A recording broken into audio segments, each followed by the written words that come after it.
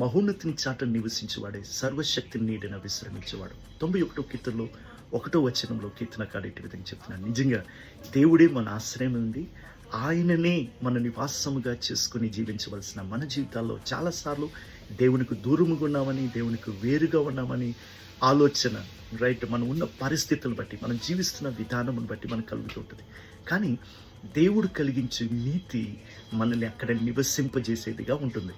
యెషయా భక్తుడు 32వ అధ్యాయంలో 17వ వచనంలో ఈ మాట చెప్తాడు, నీతి సమాధానమును కలుగు చేయను, the result of righteousness produce peace. సమాధానము కలిగిన వాడు దేవునితో సమీపముగా జీవించగలడు. ఆ నీతి సమాధానమును, నీతి వలన నిత్యమును, నిమ్మలమును, నిబ్బరమును కలుగును అంటున్నాడు. నిశ్చయత కలుగుతుంది.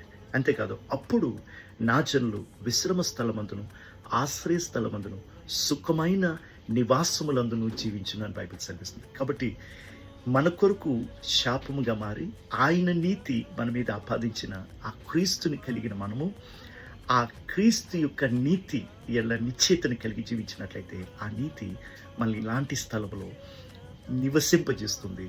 ఆ నివసింపజేస్తున్న స్థలం యొక్క ఎఫెక్ట్ మన జీవితంలో కనిపిస్తుంది. అందుకనే బైబిల్ ఏం చెప్తుందంటే, దేవుని మందిరములో నాటబడినవాడు ఆవరణములో వర్ధిల్లుతాడని బైబిల్ సెలవిస్తుంది. అట్టి కృపను దేవుడు మనకు అనుగ్రహించును గాక. ఆమేన్.